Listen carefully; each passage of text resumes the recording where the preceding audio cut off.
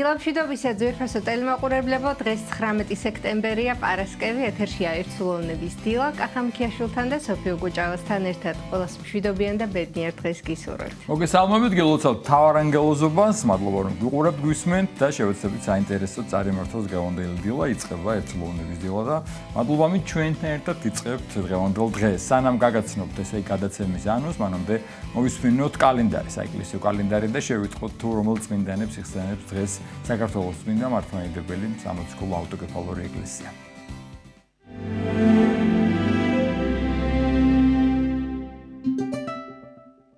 19 სექტემბერს წმინდა მართლმადიდებელი სამოციქულო ეკლესია იხსენებს წმინდა მთავარანგელოზ მიქაელის მიერ აღსრულებულ სასწაულს კოლასეს შინა და მოიხსენიებს წმინდა მოწამეებს ევდოქსის, ზენონს და მაკარის, ღირს არქიპოს, წმინდა მოწამე რომილეს, წმინდა მღვდელმოწამე კირილეს, ჰორტინელ ეპისკოპოსს, წმინდა მოწამეებს ფავსტო ხუთს, აბიბოს დიაკონს და მათთან 11 მოწამეს, ღირს დავითს. დღევანდელი დღის მფარველი წმინდანების ლოცვით და მეოხებით უფალმა დაიცვას და დაიფაროს სრულიად საქართველო. ამინ.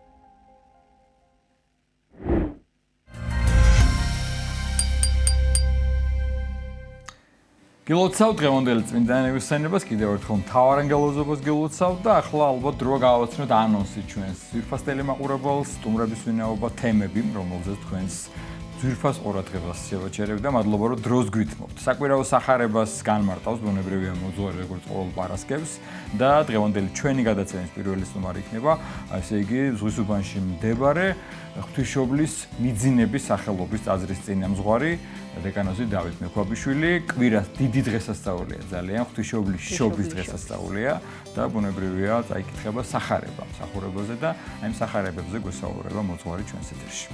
დიმიტრი შევარდნაძის სახელობის ეროვნული გალერეა მხატვარ ლალი ლომთაძის რეტროსპექტიულ საიუბილეო გამოფენას მასპინძლობს.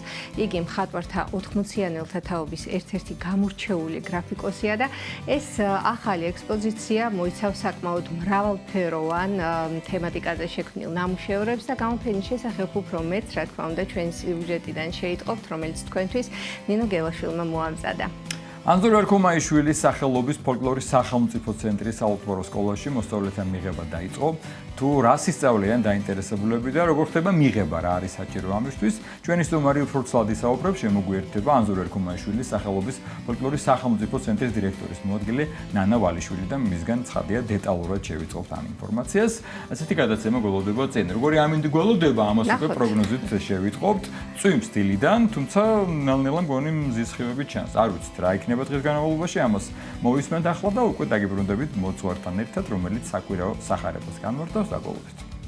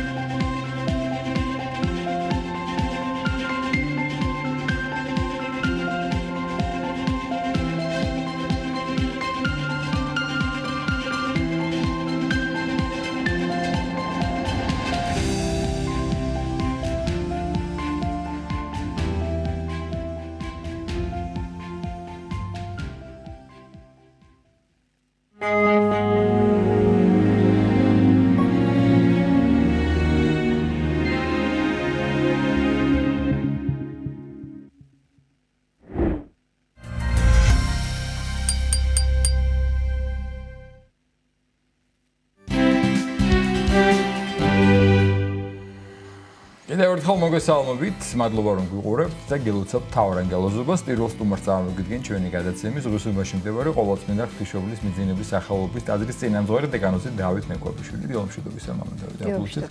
გილოცავთ თავარანგელოზს. მადაგულოცოთ შეგვეციოს წმინდა მთავარანგელოზს მიქრა. ტრადიციულად ჩვენ პარასკევობით განმარტავთ იმ სახარებას, რომელიც კვირას წაიკითხება და დღესასწაულია, მით უმეტეს დიდი დღესასწაული გველოდება ღვთისმშობლის შობა, თუმცა რამდენიმე სიტყვით დღევანდელ დღესასწაულს დღეს ერთ-ერთ სასწაულს აღნიშნავს და იხსენებს ეკლესია. თავარანგელოზ მიქაელს უკავშირდება. თქვათ რამდენიმე სიტყვით დღევანდელ დღეს და გადავიდეთ შემდგომ იმ სახარებაზე, რომელიც კვირას უნდა მოვისმინოთ. ეს სასწაული, რომელსაც დღეს ეკლესია იხსენიებს, მიქაელ მთავარანგელოზის მიერ აღსრულებულს მე-4 საუკუნეში მოხდა. კოლასეს შინ, იგივე ხონას შინ, ეს არის ჩვენს კალენდარში მოხსენებული.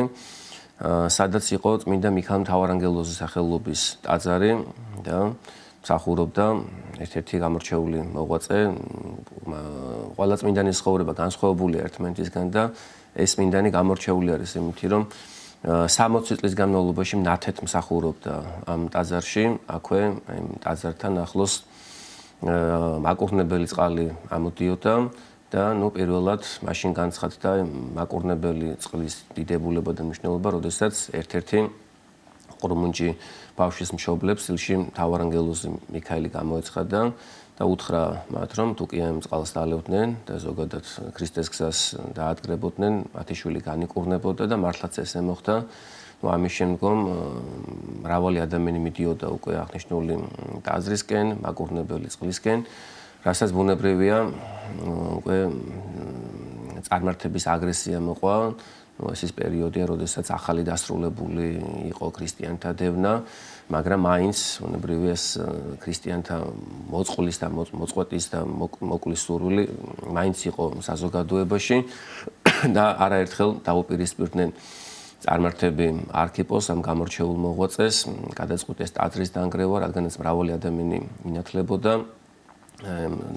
არქიპოს ქადაგების მეშვეობით, წმინდა ტაძრის დიდებულების მეშვეობით და ესეთი რამ გააკეთეს, ორი მდინარე გაერთიანეს, რომლებიც ტაძრის ზემოთ იყვნენ მოქცეულნი და ეს დიდი რაღაც დინება უნდათ რომ ტაძარზე მიეშვირათ, რომ ტაძარი წაელეკათ, მაგრამ როდესაც ლოცვა დადგა არქიპო და მთავარანგელოზს შეწევნათ ხოვა, სასწაული მოხდა რაღაცნაირად ბუნების ძალის მეშვეობით, ესე იგი კალაპოტი შეიცვალა და ტაძარი დანგრევას გადაურჩა და კიდევ მრავალი სასწაული უკავშირდება მიქაელ მთავარანგელოზს.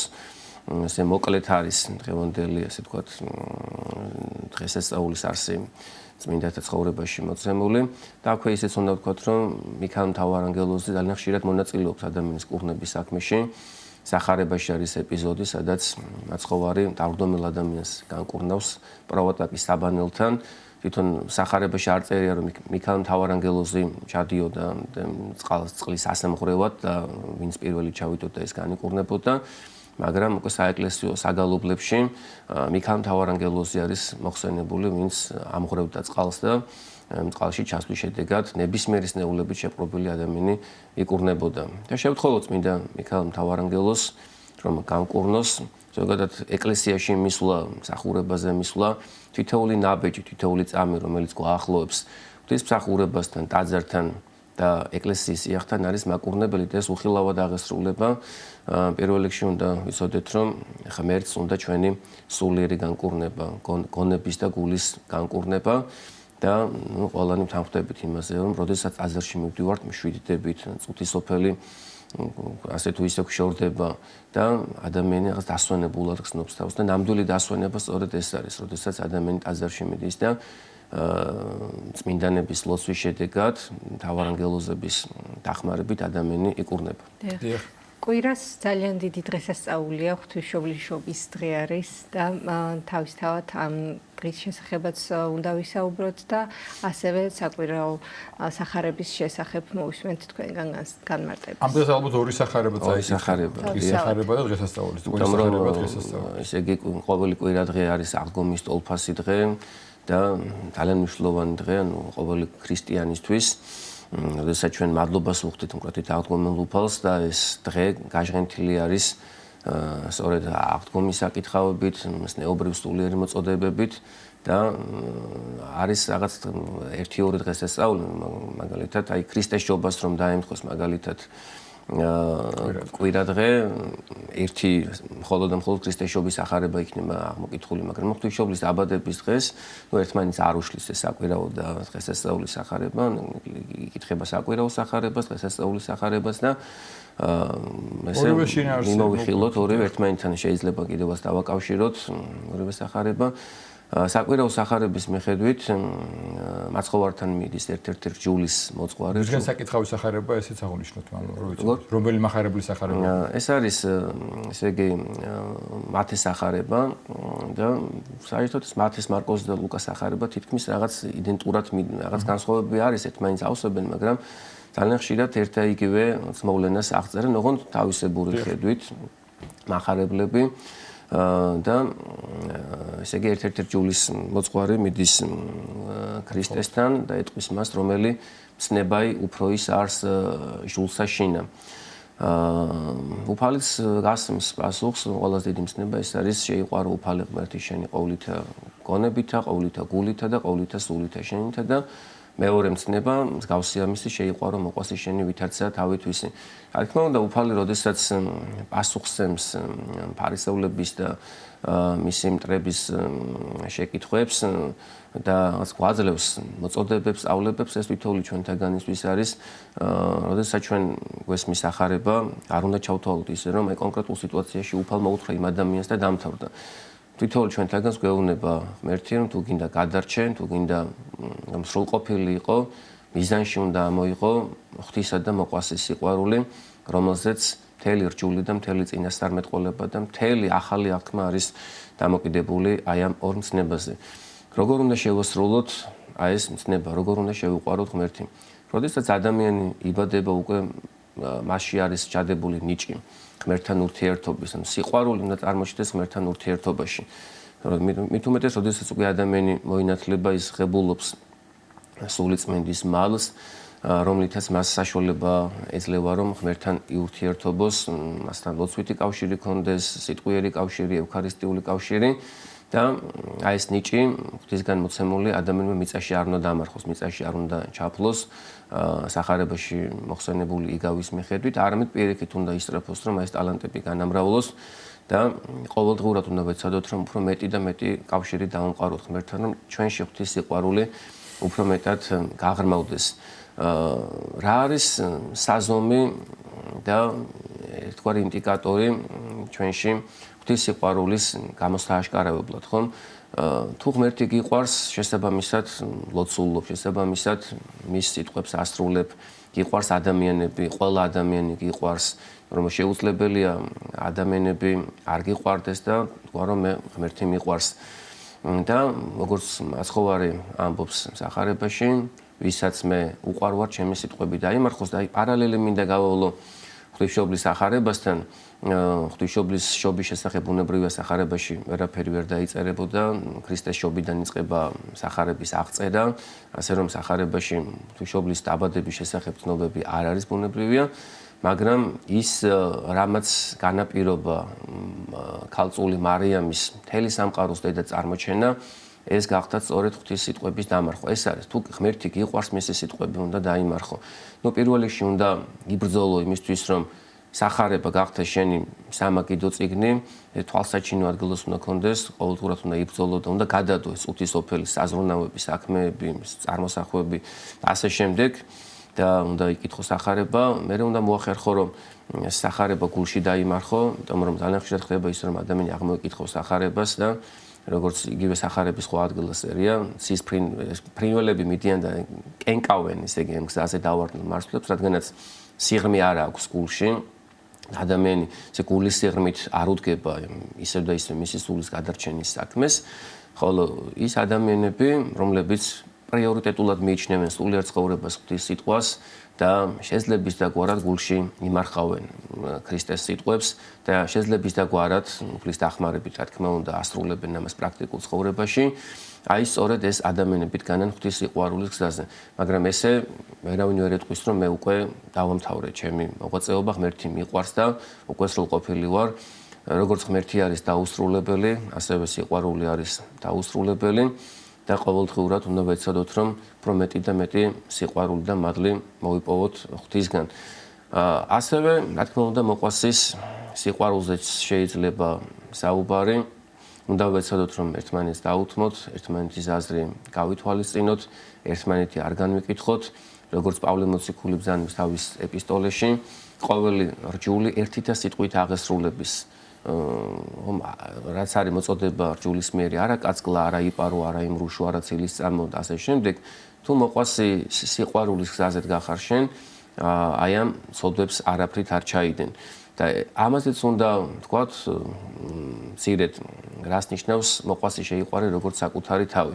ძალიან ხშირად ისე ხდება, რომ ჩვენ ხვდებით უცებ ქველმოქმედები, სხვებს ვასწავლით, სხვებს ვეხმარებით და გვავიწყდება საკუთარი თავი. როგორც მინდა მამები გვამცნობენ, გვავიწყდება საკუთარი სული, რომელსაც შეა, რომელიც სიკვდილის პირას არის მიწევნული და პირველ რიგში სიყვარულეს არის, რომ ჩვენ თავს დავეხმაროთ სულიერად. მკურნალო განიკურნე თავი შენ, ესეთი სიტყვები მოგცა ჩვენ ქრისტემ და მაშინ შეგვეძლება ჩვენ როგორ დავეხმაროთ სხვა ადამიანებს. ანუ ძალიან დიდ ენერგიას ვხარჯავთ, მაგრამ შედეგი ხშირად ძალიან ცოტა გვაქვს. იმისთვის რომ აი ჩვენი ენერგიის ხარჯვის შესაბამისი იყოს ჩვენი შედეგები, პირველ რიგში უნდა ვისწავლოთ საკუთარი თავის სიყვარული. ოღონდ უნდა ვთქვათ, რომ ჩვენი თავი ჩვენ არ გვეკუთვნის, უფალს ეკუთვნის და ჩვენ თავზე ჩვენ ვართ პასუხისმგებლები და როდესაც წავდგებით ღვთის წინაშე, გადაიშლება სახარება და სახარების მიხედვით განუკითხებით და უნდა ვიცადოთ, რომ თუ მართლა გვიყვარს ჩვენი თავი არ მოვაშიოთ, არ მოკლათ ჩვენში ღმერთი, არ მოკლათ ჩვენში ადამიანი, კეთილი ფიქრები, კეთილი ზრახვები და აი აქედან გამომდინარე ვისწავლოთ უკვე მოყვასის სიყვარული. როგორც ხორციელად ფიზიკურად ვზრუნავთ, რომ თქვა თუ რაიმე დაავადება შეგვაუწუხებს, მაშინაც ექიმს მივაშურებთ და ვცდილობთ რომ განვიკურნოთ, შესაბამისად ასევე უნდა ვიზრუნოთ სულზეც თავისთავად. დიახ, და აი კიდევ ახლა ერთი რამ, აი საკვირაო სახარება შეიძლება ჩვენ ორ ნაწილად დავყოთ. პირველი ნაწილი თქვა უფალი ითხოვს სიყვარულს ჩვენგან და სწორედ სიყვარული არის ჩვენი გადამჩენელი. ყველამ ვიცით, რომ როდესაც ადამიანი გარდაიცვლება, აღმოჩნდება ღვთის წინაშე და ორი არჩევანია, ხო? სასუფეველი, ან ვერ მოხვდები სასუფეველში, ან ვერ მოხვდები სასუფეველში და სასუფეველში მოხვედრა რას გულისხმობს? იქ მრავალი ადამიანი იქნება, ძალიან ბევრი წმინდანი, თავად უფალი და როგორც მამები გვამცნობენ, გვასწავლენ იქ ისეთ ადამიანებს ნახავთ, რომელთა ხილვაც იქ ჩვენ დიდად გაგვაკვირვებს და თუ ელემენტარული რაღაც სიყვარული არ გაქვს და სხვისი სიხარული არ გიხარია, მაშინ შენ ვერ გაჩერდები სამოთხეში, იმიტომ რომ ყველას უხარია, ყველა მადლიერია, ყველა უფალს აქებს და ეს სული უნდა მოიპოვო შენ, სიყვარულის სული რაღაცნაირად უნდა მოიპოვო წუთის სოფელში. რომ მე უკვე იქეთ მარტივად გააგრძელო. ეს დაახლოებით ალბათ იმას გავს, როდესაც ტაძარში ნახავთ ვიღაცა პიროვნებას შემოსულს, რომელზეც არ გვსმენია მაინც და მაინც კარგი ცნობები, ასე ვთქვათ და მაშინაც ვიწყებთ განკითხვას კი. როგორც არის და ეს განკითხვა ნამდვილად წყალში ყრის მთელ ჩვენს შრომას. მამა დავით, ასევე გადაცემის ჩვენი განკუთვნილი დროის ბოლოსკენ უნდა ვისაუბროთ იმ დღესასწაულზე, რომელიც როგორც თქვით, კვირას იქნება ღვთისმშობლიშობა. ისე ხდება ხოლმე, მე მგონია ესე შეიძლება ვთქვი, რომ რაღაც უფრო დიდი ზეიმი, დიდი ენთუზიაზმით აღინიშნება ხოლმე მიძინება, მარიამობა 28-ში, მარიამობა ცნობილი, ესეც უნდა იყოს და თითქოს ნაკლებად და ზოგმა შეიძლება არ ცოდეს, რომ 21-ში მაგალითად შობა. მართლაც აი ყველაზე ალბათ ერთ-ერთი ყველაზე დიდი ქალბატონის, ყველაზე დიდი სოფლიო იღუმენის, როგორც უწოდებს ჩვენი მეოხის ღვთისმშობლის, რომელიც სამების შემდგომ პირველი იერარქიულად სასუფეველში და მისი შობის დღე მოდის და ცხადია სახარებაც როგორ თქვით იქნება კიდე წაკითხული. მიუხედავად იმისა, რომ სახარებაში არ გვხვდება ღვთისმშობლის ცხოვრებაზე, მიძინებაზე, შობაზე, გარდა იმ მომენტებისა, რაც უცხოეთ მასხოვარს უკავშირდება, მაგრამ აი რომელი სახარება, ძირითადად ლუკა მახარებლის სახარებიდან არის ხოლმე ამ დროს და რომელი სახარება იქნება, ამაზეც თქვა და დიახ, ლუკას სახარებიდან არის ამონარიდი, მე-10 და მე-11 თავიდან არის ამონარიდები. სადაც ერთ-ერთ დაბაში უფალი შეხვდება მართას, მართა შეიპატიჟებს ქრისტეს საკუთარ სახლში და იქვე მისი და მარიამი დაჯდება ქრისტეს ფეხებთან, ისმენს მის სიტყვებს. მართა მიმოდაზრუნვით და მრავალი სამსახურებისთვისო, როგორც აღწერს ლუკა მახარებელი და ამის შემდგომ გარკვეულწილად უსაყვედურებს ქრისტესაც და მარიამსაც თავის დასაც, რომ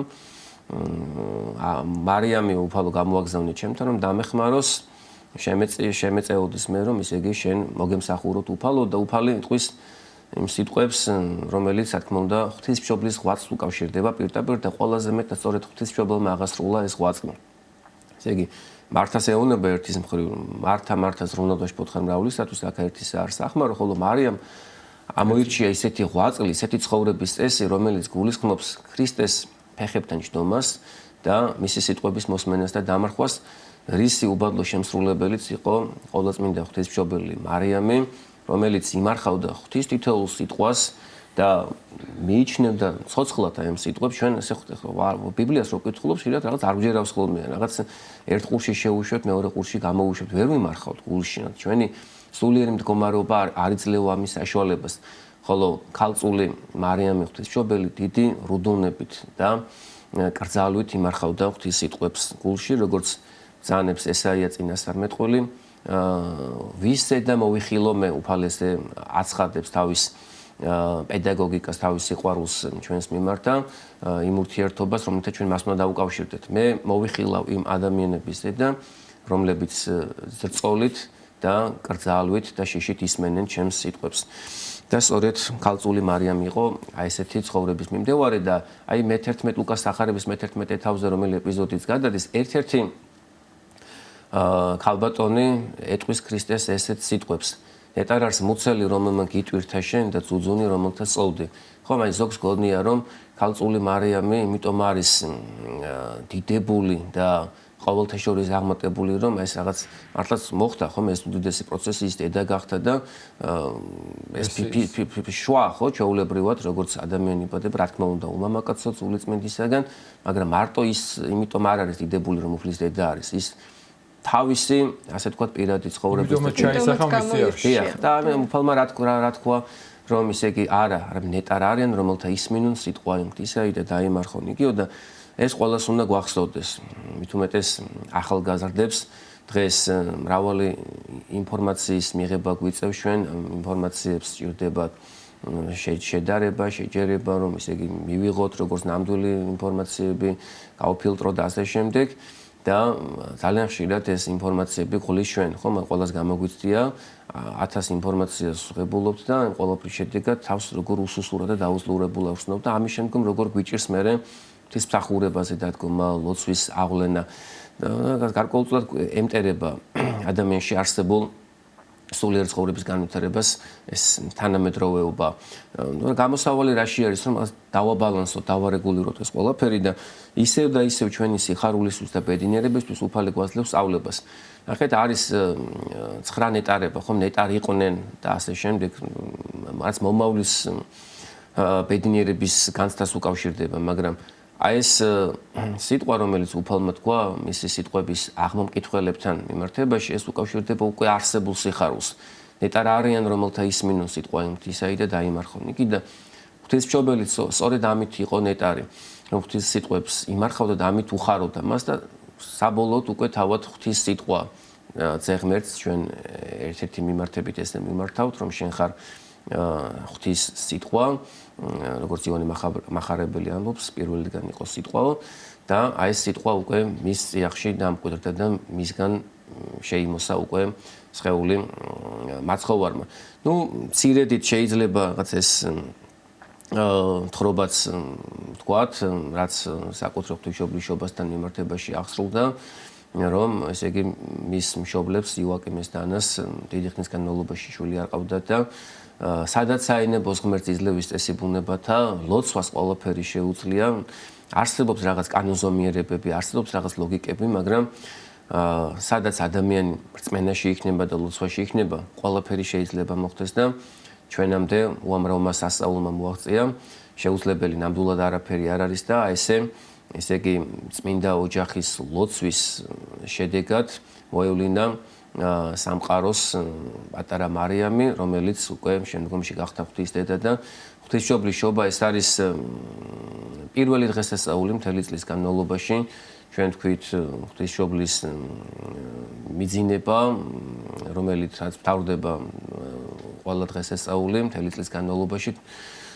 საერო კალენდრით 14 სექტემბერს იყო ახალი წელი და კვირა დღეს ისე იგი ღვთისმშობლის დაბადებით იწყება უკვე კაცობრიობის გამოხსნის იდეა ღვთისგან და დაწყება რეალურად ამ დიდი საქმის და ეს უნდა დაწყებულიყო ღვთისმშობლის დაბადებით და ძალიან დიდი მნიშვნელობა აქვს იმას თუ როგორ დავიწყებ საეკლესიო წელს და ძალიან კარგი არის რომ თქვენ თქვით რომ ნაკლები ჩართულობა არის ხშირად სამწუხაროდ მორწმუნეების მხრიდან აი დღესასწაულის მსახურებაში და ღმერთმა წელს გაგვიმარტივა ეს გზა და კვირა დღეს დაემთხვა მაინც კვირას ჩვენ ასე თუ ისევ ახერხებთ მსახურებაზე მისვლას. ნუ იცით რა კიდევ რა განსხვავება არის ამ დღესასწაულს შორის აი იმ კუთხით რომ ისე ადამიანები მიძინებას უფრო ახერხებენ ტაძარში მისვლას. როგორც მე ვიცი, ღვთისმშობლის მიძინება ოფიციალურად არის დასვენების დღე. ნუ კი ახლა ამ პერიოდში ახლა სასწავლო დაწესებულებები მაინც ისვენებენ.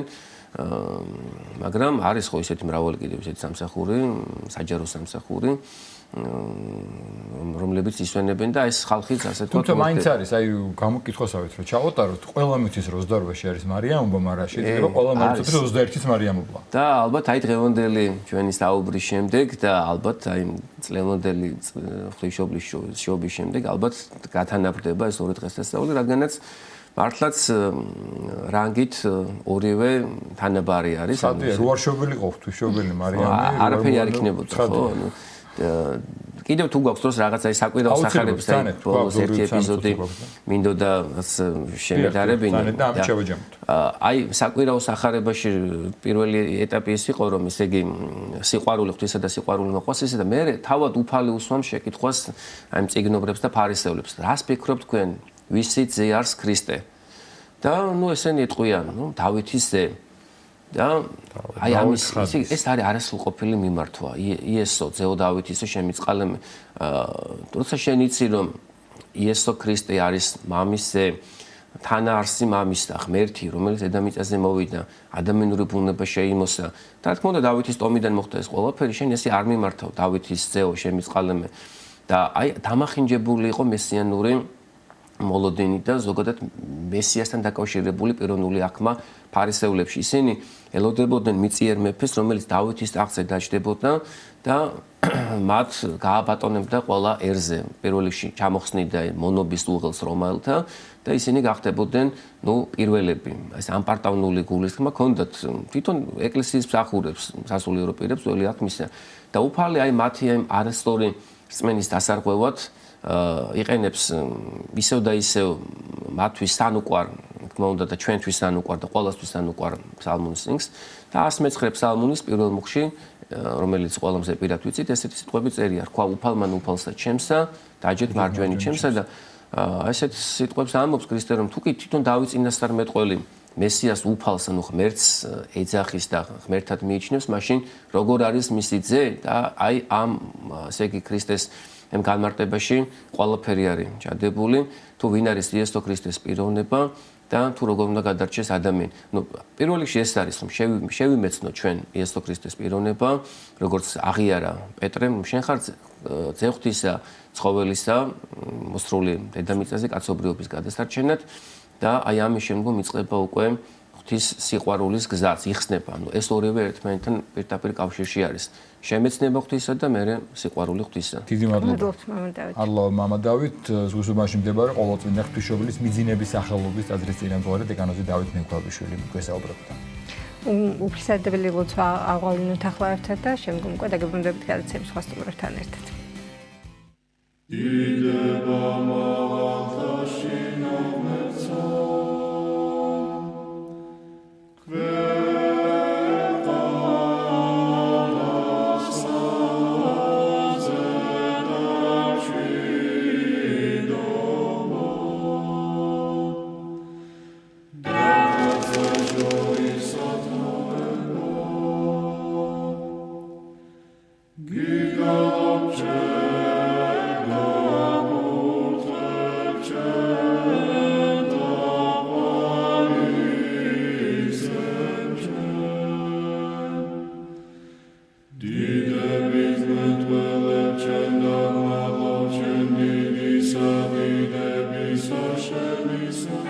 ამაო ჩვენო, რომელი ხარ ცათაშინა, წმინდა იყავნ სახელი შენი, მოვედინ სუფევა შენი, იყავნ ნება შენი, ვითარცა ცათაშინა, ეგრეცა ქვეყანასა ზედა, პური ჩვენი არსობისა, მომეც ჩვენ დღეს და მომიტევენ ჩვენ თანანადებნი ჩვენი, ვითარცა ჩვენ მიუტევებთ თანამდებთა მათ ჩვენთა და ნუ შემიყანებ ჩვენ განსაცდელსა, არამედ მიხსნენ ჩვენ ბოროტისაგან.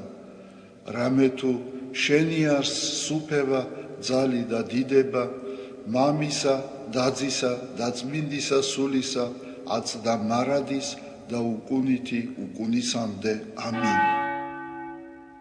მიწყალე ღმერთო, დიდითა წყალობითა შენითა და მრავლითა მოწყალებითა შენითა ახოცე უჯულოება ჩემი. უფროს განბანე მე უჯულოებისა ჩემისაგან და ცოდვათა ჩემთაგან გამწმინდე მე. რამე თუ უჯულოება ჩემი მე უწყი და ცოდვა ჩემი წინაშე ჩემსა არს მარადის. შენ მხოლოსა შეგწოდე და ბოროტი შენ წინაშე ვყავ, რათა განმართლე სიტყვათაგან შენთა და ზლოს ჯასა შენსა.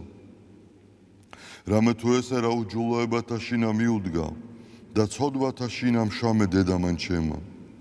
რამე თუ ესე რა ჭეშმარიტება შეიყვარე, უჩინონი და დაფარონი სიბნისა შენისანი გამომიცხადენ მე. მას ხორო მე უსუბითა და განწმინდე მე. განბანო მე და უფროს თოვლისა განსპეტაკნე, მას მინო მე გალობაი და სიხარული და იხარებნე ძვალნი დამდაბლებულნი. გარე მიაქციე პირი შენი ცოდვათა ჩემთაგან და ყოველი უჯულოებაი ჩემნი ახოცე. გული წმინდა დაბადე ჩემთანა ღმერთო და სული წრფელი განმიახლე გვამსა ჩემსა. ნუ განმაგდებ მე პირისა შენისაგან და სულსა წმინდასა შენსა ნუ მიმიღებ ჩემგან. მომეც მე სიხარული მაცხოვარებისა შენისა და სულითა მთავრობისათა დამამტკიცე მე. ვასწავლე უჯულოთა გზანი შენი და უღმრთონი შენ და მოიქცენ. მიხსენ მე სიცხთაგან ღმერთო, ღმერთო ცხოვრებისა ჩემისაო. იხარებდეს ენა ჩემი სიმართლესა შენსა. უფალო, ბაგენი ჩემნი აღახვენ და პირი ჩემი უთხრობდეს ქებულებასა შენსა. რამე თუ უკეთუმცა გენება, მსხვერპლი შემცა მეწირა, არამედ საკვერთხი არ აქთნდეს. მსხვერპლი ღმრთისა არს, სული შემოსრული, გული შემოსრული და დამდაბლებული ღმერთმან არა შეურაცხყოს. კეთილი უყვა უფალო ნებითა შენითა სიონსა და აღეშენენ ზღუდენი იერუსალიმისანი, მაშინ გთნდეს მსხვერპლი სიმართლისა შესაწირავი და ყოვლად დასაწველი, მაშინ შესწირნენ საკურთხეველსა შენსა ზედა ზვარაკნი. დიდება მამასა და ძესა და წმინდასა სულსა, აწდა მარადის და უკუნითი უკუნისამდე. ამინ. ალილუია, ალილუია, ალილუია. დიდება შენ და ღმერთო. ალილუია, ალილუია, ალილუია. დიდება შენ და ღმერთო. ალილუია, ალილუია, ალილუია. დიდება შენ და ღმერთო ჩვენო, დიდება შენ და. ღვთისმშობელო ქალწულო გიხაროდენ, მიმაგლებულო მარიამ უფალი შენთანა. კურთხეულ ხარ შენ დედათა შორის და კურთხეულ არს ნაყოფი მუცლისა შენისა. რამე თუ მაცხოვარე გვიშევ სულთა ჩვენთა. უფალო დიდება შენ და გადაარჩინე და განთლიანე საქართველო. უფალო დიდება შენ და გადაარჩინე და განთლიანე საქართველო. უფალო დიდება შენ და გადაარჩინე და განთლიანე საქართველო.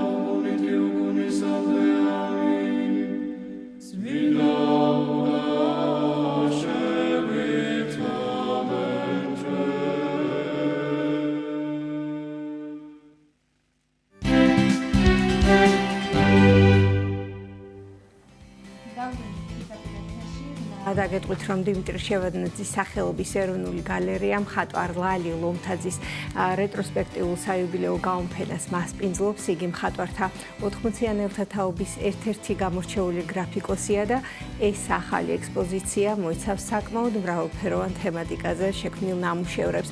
გაუმფენის შესახებ უფრო მეტს ნინგელაშვილის სიუჟეტი და შევიტყობთ გთავაზობთ სიუჟეტს.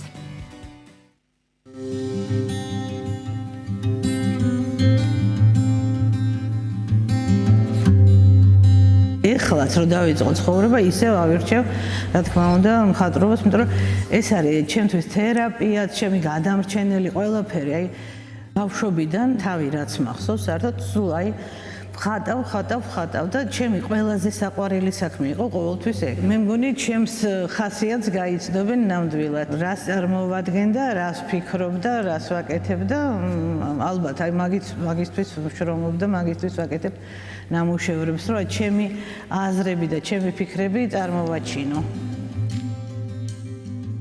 ნახშირით შესრულებული მონოქრომული ნამუშევრები, ბეჭდური გრაფიკის მრავალგვარი ნიმუშები, მაღალმხატვრული ოფორტები, ლითოგრაფიები, პორტრეტები, მშრალი ნემსის ტექნიკა თუ მონოტიპიები.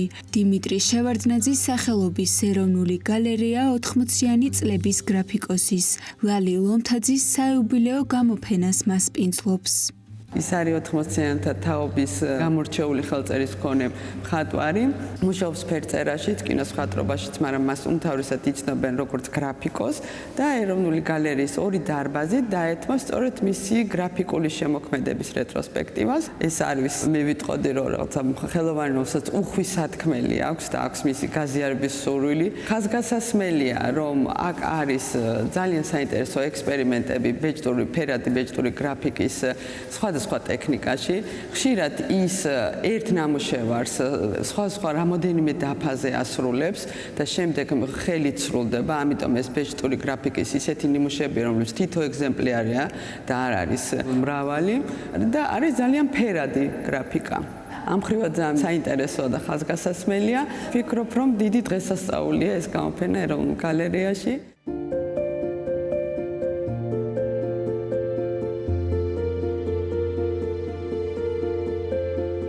მხატვარ ლალი ლომთაძის შემოქმედება საშემსრულებლო ტექნიკის მრავალფეროვნების გარდა სუყე თემატიკითაც გამოირჩევა.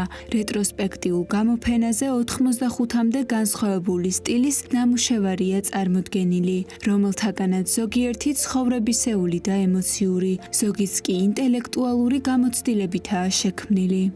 დიდი ხანია არ გამიკეთებია პერსონალური გამოფენა, თუმცა ახალგაზრდობაში უფრო მეტი სიხშირით ვაკეთებდი და სხვადასხვა ქვეყნებში მქონდა გამოფენები, ორჯერ მქონდა პარიზში და ძალიან დიდი მონწონება დაიმსახურა.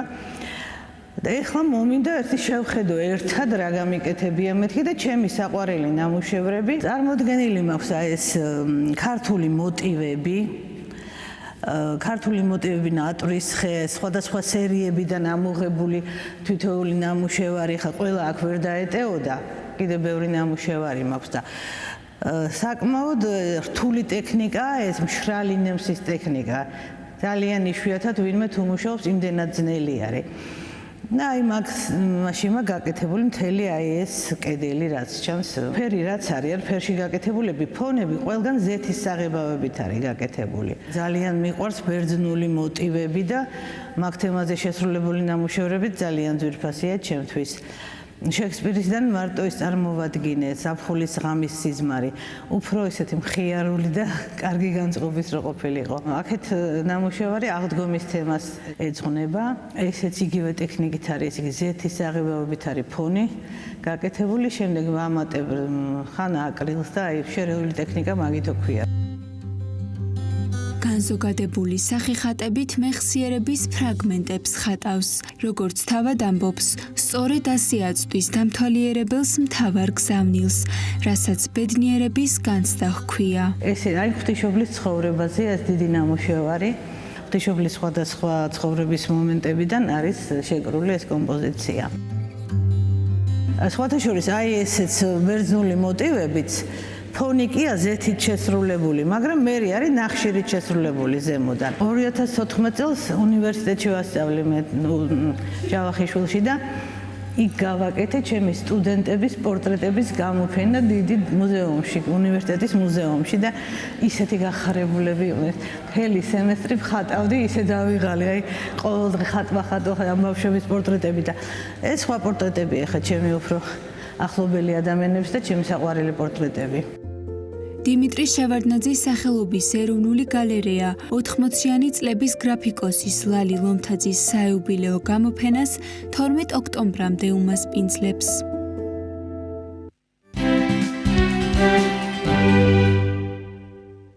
ძალიან საინტერესო ნამუშევრები იყო ძალიან და დარწმუნებული ვარ არჩეულებრივი შთაბეჭდილება ელის მათ ვინც 12 ოქტომბრამდე მივლენ დიმიტრი შევარდნაძის ეროვნულ გალერეაში და საოცარ ნამუშევრებს ნახავენ აი ერთი თვალის გადავლებითაც შთაბეჭდილებას ახდენდა. ჩვენ კი ვაგრძელებთ გადაცემას სტუმარი შემოგვიერთდა ანზორ ერქომაიშვილის სახელობის ფოლკლორის სახელმწიფო ცენტრის საალთბორო სკოლებში მოსწავლეთა მიღება დაიწყო და თუ რას ისწავლიან დაინტერესებული პირები რა ხდება როგორ ხდება მიღება რა არის საჭირო ამისთვის ცხადია ჩვენი სტუმარი უფრო ცლად გვესაუბრება შემოგვიერთდა ანზორ ერქომაიშვილის სახელობის ფოლკლორის სახელმწიფო ცენტრის დირექტორის მოადგილე კალბატონი ნანა ვალიშვილი კალბატონი ნანა დილომშვიდობის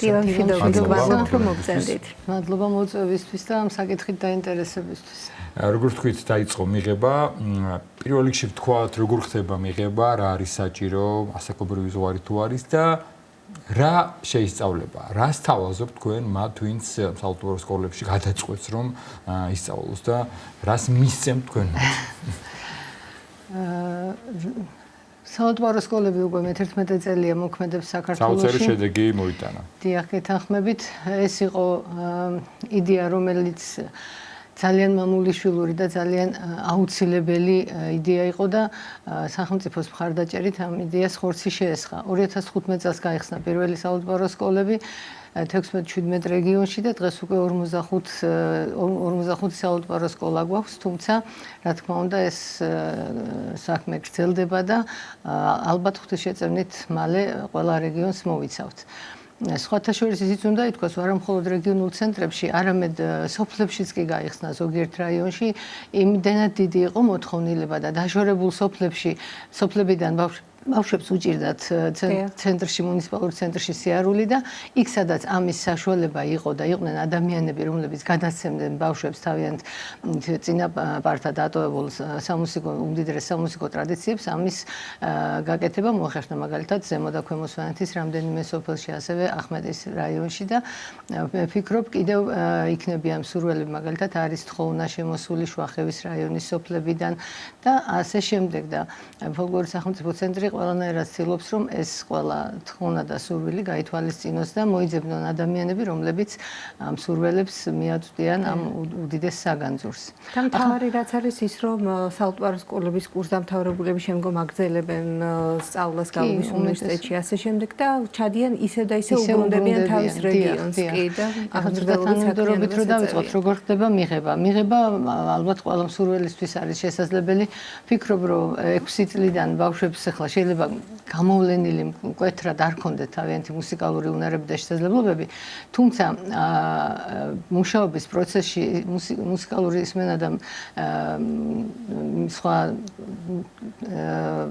უნარები იმდენად თანდათან ვლინდება პროცესში, რომ მხოლოდ იმის გამო, რომ ბავშვმა ის ბგერა ვერ მოგცა, რომელიც შენ გასინჯვაზე შესთავაზე, ალბათ ამის გამო არ დაიწუნებენ ბავშვებს და თავიდან ფაქტობრივად მიიღება ყველა მსურველი და როგორც წესი ისე არის, რაც უფრო გულმოდგინეა მოსწავლე, რაც არ უნდა ნაკლები შესაძლებლობები ეჩვენებინა თავიდან განვითარების პროცესში, ის უფრო უკეთეს შედეგს აღწევს, ვიდრე ნიჭიერი ბავშვი, რომელიც ცოტა ზარმაცობს და არც ისე აქტიურია მუშაობაში. შრომაში შედეგიც ასაკს რაც შეეხება 5-6 წლიდან შეიძლება ბავშვების მიღება უკვე, ანუ იმასაკიდან, როცა ბავშვს შეუძლია რომ გარკვეული ორგანიზებულობის უნარები გამოავლინოს გაკვეთილზე და იმის აღქმა და მიღება შეძლოს, რასაც მას გადასცემენ. რა შეისწავლება ძირითადად? დიახ, შეისწავლება ძირითადად, რა თქმა უნდა, მუსიკალური ტრადიციული მუსიკა, სიმღერა და გალობა.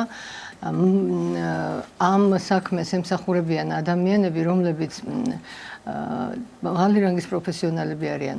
სამწუხაროდ აღარ არის ბევრი ისეთი ჩვენ შორის, რომლებიც უკვე ასაკოვანები იყვნენ და დიდი გამოცდილება ჰქონდათ, თუმცა იმ ახალგაზრდებს, რომლებიც მიდიან დღეს რაიონებში, თავიანთი რაიონიდან მოხვებათ ცოდნა და გამოცდილება იმ მათი წინამორბედებისა და ამას გარდა თქვენ სწორად აღნიშნეთ, ბევრი არის მათ შორის ისეთი, რომელმაც თავის დროზე ჩვენი საოლდბარო სკოლა დაამთავრა, შემდეგ გააგრძელა სწავლა გიორგი მთაწმინდელის უმაღლეს სასწავლებელში და დაუბრუნდა საკუთარ რეგიონს უკვე ცოდნითა და გამოცდილებით აღჭურვილი და გადასცემს ამ ცოდნას მომავალ თაობასაც.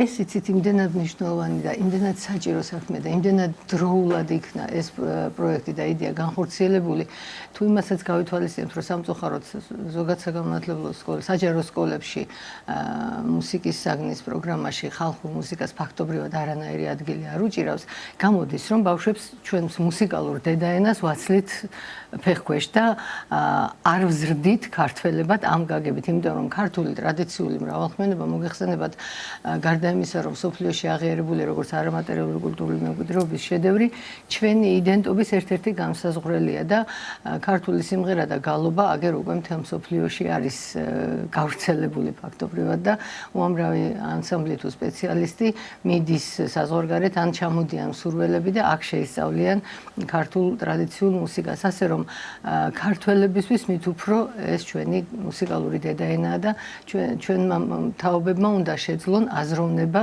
ქართულად მუსიკალურად. აი ბევრჯერ ხსენდება და ალბათ ყოველთვის უნდა ხსენდეს ბატონი აზური რქომაიშვილის სახელი და მისი ცნობილი სიტყვები, რომ თუ გინდა რომ სიმღერა გადარჩეს, ის ბავშვებს უნდა ასწავლო და ზუსტად მისი იდეა იყო თავდაპირველად და მის სიცოცხლეშივე მოხდა ამ იდეის განხორციელება ფოლკლორის სახელმწიფო ცენტრის და კულტურის სამინისტროს და მთავრობის დიდი მხარდაჭერით. ასევე არ შეიძლება არ აღნიშნოს მუნიციპალიტეტების მხრიდანაც მონდომება და დაინტერესება, რომლებიც ცდილობენ ყველანაირი პირობა შექმნან იმისათვის, რომ საოლდბარო სკოლებმა ნორმალურ გარემოში და თანმიმდევრულად იმუშაონ. რაც შეეხება სწავლებას, რა თქმა უნდა, ისწავლება ტრადიციული სიმღერა და გალობა.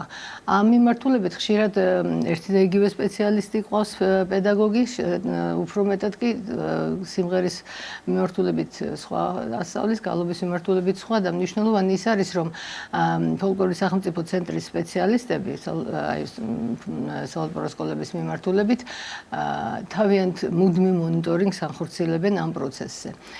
სპეციალურად თითოეული რეგიონისთვის სპეციალურად შედგენილი პროგრამები არსებობს, რომელიც პროგრამა, ანუ სასწავლო პროგრამა, სიმღერები, რომლებიც ძირითადად ამოღებული არის საარქივო ჩანაწერებიდან, მათი გაშიფრვა ხდება, სანოტო მასალის მიწოდება, აუდიო მასალის მიწოდება და სპეციალისტები აი ამ მივიწყებულ სიმღერებს თვითონ იმავე რეგიონში აცოცხლებენ ამ ბავშვების მეშვეობით, რაც ძალიან მნიშვნელოვანია. გალობას რაც შეეხება, ასევე სხვადასხვა სამგალობლო სკოლები იყო საქართველოში მოგეხსენება და ღვთისწყალობით დღეს უკვე გამომზეურებულია ეს სიმდიდრე სანოტო გამოცემების სახით და დასავლეთ საქართველოს თავისი სამგალობლო სკოლების ნიმუშებით ამარაგებენ ბავშვებს და აღმოსავლეთ საქართველოს კიდევ კარველანის სკოლის და სკოლის ნიმუშებით. ასე რომ სწავლების პროცესი არის ძალიან გააზრებული, თანმიმდევრული და ფიქრობ საინტერესოა, იმიტომ რომ დღითიდღე იმატებს მოსწავლეთა რაოდენობა ჩვენ სკოლებში. აი ეს კითხვა უნდა დამისვა თქვენ ბრძანეთ რომ მე-11 არის ხო მიღება? მე-11 წელია და რამდენად გაიზარდა ინტერესი, რამდენად გაიზარდა თუნდაც ინფორმაცია იმ შესახებ რომ სკოლები არსებობს და იმ შედეგებიდან გამომდინარე რაც ხდება რეგიონებში დაინტერესება თუ იზრდება და მეტი მსურველი თუ მოდის. დაინტერესება რა თქმა უნდა იზრდება და ეს არა მარტო სასწავლო პროცესის დამსახურება არის, არამედ იმ ყველაფრისა როგორც ხდება მე ამ სასწავლო პროცესის შედეგების გამომზეურება. ფოლკლორის სახელმწიფო ცენტრს აქვს მთელი რიგი პროექტები სავალდებულო სკოლების მიმართულებით. მაგალითად იყო ყოველწლიური ესეთი ფესტივალი მომავლის ხმები, რომელიც ძირითადად ანაგლიაში ტარდებოდა ხოლმე და უამრავი ბავშვი სხვადასხვა სავალდებულო სკოლიდან ერთად იკრიბებოდა, რამოდენიმე დღეს ერთად ატარებდნენ. გარდა იმისა, რომ სწავლობდნენ სხვადასხვა სპეციალისტისგან და ისმენდნენ ძალიან საინტერესო საუბრებს, არა მხოლოდ ხალხური მუსიკისა და გალობის სპეციალისტებისგან, არამედ ცნობილი ქართველი მოღვაწეებისაგან, მათთან შეხვედრებით სიამოვნებდნენ. ამას გარდა ისინი ეს სიტუაცია ძალიან უწყობს ყოველთვის ხელს მათ დამეგობრებას. სხვადასხვა რეგიონის ბავშვები ამ 3-4 დღის განმავლობაში ერთად თამაშობენ, ერთად მღერიან, გალობენ, ერთმანეთს უზიარებენ გამოცდილებას და იყო ასევე ესეთი პროექტები და არის დღესაც, როცა არის გაცვლითი კონცერტები სხვადასხვა რეგიონის სავალდებულო სკოლებს შორის. ბავშვები ერთმანეთთან ოჯახებში ცხოვრობენ და ეს კიდევ უფრო მეტად აახლოებს მათ და წლები გასდევთ მათ შემდეგ ეს მეგობრობა, იმიტომ რომ ამის მომსწრეები უკვე ვართ არაერთხელ. ასევე გალობის მიმართულებით ძალიან საინტერესო და მნიშვნელოვანი პროექტია გალობის მერცხლები, რომელიც ყოველ გაზაფხულზე ტარდება, როგორც დასავლეთ საქართველოს, ასევე აღმოსავლეთ საქართველოს სავალდებულო სკოლებისთვის და მაგალითად აი მაისში იყო თქვათ ბაგრატში და იყო სვეტიცხოველში და აი ესეთ დიდ ტაძრებში ისინი ერთად გალობენ. ახლა უკვე მინდა ვთქვა, რომ გალობის მიმართულებით ისეთი დიდი წინსვლა და შედეგი გვაქვს, რომ წირვა-ლოცვაზე აი ამ 45 სავალდებულო სკოლის უმეტესობა უკვე უშუალო წირვა-ლოცვაში მონაწილეობენ ბავშვები და აი ეს წკრიალახმები რასაკვირველია. ძალიან მნიშვნელოვანია. როგორ ხდება რეგისტრაცია? როგორ უნდა მოხდეს რაღაც არსებობს გარკვეული აპლიკაცია არსებობს თქვენთან უნდა მობრძანდენ ონლაინ როგორ ვიცით დაინტერესება? მე ვფიქრობ ეს უფრო ადგილზე ხდება და პედაგოგსა და მოსწავლეებს და მშობლებს შორის არის ეს პრობლემა უფრო ასე ვთქვათ ადვილად მოსაგვარებელი და ის საინტერესო და მნიშვნელოვანია ის რომ ახალგაზრდები რომლებიც არ ცხოვრობენ შეიძლება გენეტიკურად არიან წარმოშობით ამა თუ იმ რეგიონიდან, მაგრამ არ ცხოვრობენ იმ რეგიონში, იმდენად დაინტერესებული არიან და იმდენად მაღალი პროფესიონალიზმი და სიყვარული აქვთ ამ საქმისა, რომ თბილისიდან დადიან კვირაში 2-3ჯერ და ისე ასწავლიან ბავშვებს, რა თქმა უნდა, ახლა ზემო სვანეთში ვერ ივლიან თბილისიდან, მაგრამ სადაც ეს შესაძლებელია დასავლეთშიც და აღმოსავლეთშიც ასეთი ენთუზიასტებიც ყავს, რაც ძალიან მნიშვნელოვანია და ნამდვილად მადლობის ღირსია ყველა ის ადამიანი, რომელიც არიშურებს ცოდნას და ენერგიას აი ამ მართლა საშვილიშვილო საქმისთვის. ერთგვარად ეს არის გარკვეულწილად თუნდაც ამითაც რა თქმა უნდა რომ კვირაში ამდენჯერმე ჩადიან, ვისაც ფიზიკურად ადგილმდებარეობიდან გამომდინარე ეს ხელისუფლება კონტაქტის და დაბრუნებას თავის ხარესთან, ხო? საქმითაც და ფიზიკურადაც. რა თქმა უნდა.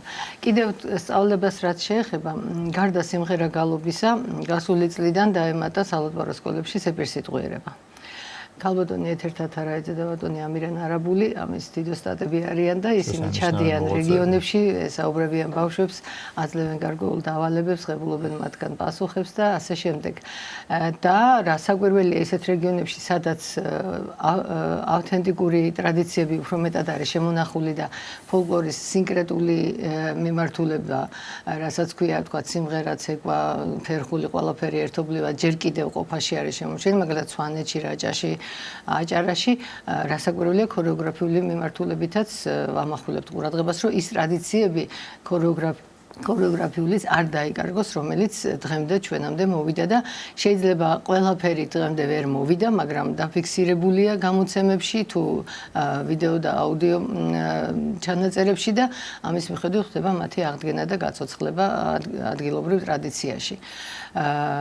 კიდევ მნიშვნელოვანია საკრავები, ხალხურ საკრავებსაც შეისწავლიან იქ მსურველები თავთავიანთი რეგიონისთვის დამახასიათებელი და რაც შეეხება საკრავებს მართლა ძალიან მნიშვნელოვანი რამ მოხდა, რომ საოლდპორო სკოლის ბავშვებმა მოინდომეს მაგალითად ზესტაფონში და აღადგინეს ლარჯემი. მივიწყებული საკრავი, ლარჯემ სოინარი, მრავალღერიანი საკრავი, წყემსური საკრავი, რომელსაც თავისი სოციალური დანიშნულება ჰქონდა ყოფაში, მაგრამ ამას გარდა არის ძალიან რახანახლა ეს ყოფა მოიშალა, ძალიან იშვიათი იყო და ფაქტობრივად ყოფაში აღარ იყო და იმითი არის მნიშვნელოვანი ლარჯემი, რომ მრავალღერიანი სალამურები მსოფლიოს სხვა ტრადიციაში არსებობს, მაგრამ იქიდან გამომდინარე, რომ საქართველოს მრავალხმიანი აზროვნების ქვეყანა არის, ფორმა ლარჯემ სოინარისა არის ამ აზროვნების შესაბამისი. ანუ თანმიმდევრული კი არ არის ბგერათრიგი, არამედ ბანი, შუახმა, ზედახმა, ბანი, შუახმა, ზედახმა. ეს აი ამის გათვალისწინებით იყო ეს საკრავები აწყობილი და ამიტომ ძალიან მნიშვნელოვანია ამის აღნიშვნაც, რომ ჩვენ მოსწავლეებმა ამის გაცოცხლებაც მოისურვეს და შეძლეს. ეს მათივე ინიციატივა იყო მოსწავლეების დასასიამოვნო. დიახ, როცა ინფორმაცია მივაწოდეთ და შეხვდნენ ადამიანს, რომელიც ამ საკრავს ამზადებდა ჯერ კიდევ, მაგრამ არ იყო ყოფაში ასე ფართოდ. აი საოცრება მოახდინეს ბავშვებმა ისე შეისწავლეს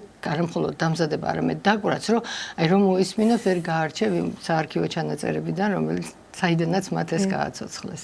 კაპტან, თუ სწორად მახსოვს გარდა ამ ფესტივალებისა და გაცვლითი პროგრამებისა, ასევე საოლდპარო სკოლის მოსწავლეები საზღვარგარეთაც იყვნენ და ამ შესახებაც რომ რამდენიმე სკოლა არის შესაძლებელი მათი გამგზავრება. რამდენიმე სკოლა იყო ლევილში ქართულ ფესტივალზე მონაწილეობდა და ეს მათთვის ძალიან დიდი გამოცდილება იყო, რა თქმა უნდა, გარდა იმისა, რომ გავიდნენ ქვეყნის ფარგლებს გარეთ, ისინი გაეცნენ მით უმეტეს ლევილში ჩვენს არც თუ ისე შორი ისტორიის ნაწილს შეეხნენ და უფრო ღრმად და ახლოს განიცადეს ეს ყველაფერი და მე ვფიქრობ, რომ მათი მოქალაქეება ჩამოყალიბებაში ესეც ძალიან დიდ როლს ითამაშებს და ამაზე გამახსენდა ია კარგარეთელის პიროვნება, რომელმაც დაახლოებით 1 საუკუნის წინ გამოსცა მუსიკის სახელმძღვანელო და ამ მუსიკის სახელმძღვანელოში განსაკუთრებულ მნიშვნელობას ანიჭებს ბავშვის აღზრდას ხალხური მუსიკის ტრადიციებზე, მრავალხმიანი აზროვნების ტრადიციაზე და ამბობს, რომ როცა ბავშვები მრავალხმიან სიმღერას ეჩვევიან, ისინი მოქალაქეებად ყალიბდებიან ერთმანეთის მოსმენას, ერთმანეთის დათმობას, აზრის გაზიარებას სწავლობენ. როცა ბავშვს ასწავლი დამწყების ხმას, მეორე მოძახილმა უნდა ეცადოთ, რომ ზეპირად კი არ გაიმეოროს ის, რასაც მასწავლებელი მას მოსძახებს და ჩასძახებს, ასე ვთქვათ, არამედ თავად მოძებნოს და შეუწყოს ხმა და ყველაზე მთავარს, რასაც ამბობს, რომ როდესაც ბავშვს ეძლევა პასუხისმგებლობა იყოს დამწყები ამა თუ იმ სიმღერისა, მასში აღიზრდება ასევე მოქალაქეობრივი პასუხისმგებლობა, რომ მას ეს საქმე ავალია და უნდა გაიტანოს ბოლომდე კარგად. და აი ესეთ მნიშვნელობას ანიჭებენ ჩვენი ძველი ცნობილი ადამიანები ტრადიციულ მრავალხმიანობას და ახალგაზრდების აღზრდას ამ წიაღში. ასე რომ მე მგონი, რომ ის რაც საჯარო სკოლებში დანაკლისია, საქართველოს მასშტაბით ჩვენი საოლდპარო სკოლები ამას თანდათან შეავსებს და ბავშვები ისევ ტრადიციული მრავალხმიანობის წიაღში აღიზრდებიან. დიდი მადლობა მოგზაურობისთვის, საუბრისთვის. ანზორ ეკომაშვილის სახელობის ფოლკლორის სახელმწიფო ცენტრის დირექტორის მოადგილე ნანა ვალიშვილი გსტუმრობდა. დღევანდელი გადაცემა დასრულებულია. ბედნიერ დღეს გესურვებთ, ბედნიერ შაბათ-კვირას. დამდეგ მარიამობას გელოცავთ და გეშვიდობებით ორ შაბათამდე. ნახვამდის კახამიქაშვილი, სოფიო კუჭავა თქვენთვის მუშაობდით. ბედნიერ შაბათ-კვირას მეც გილოცავთ დამდეგ მარიამობას და ორ შაბათამდე შევხვდებით. ნახვამდის.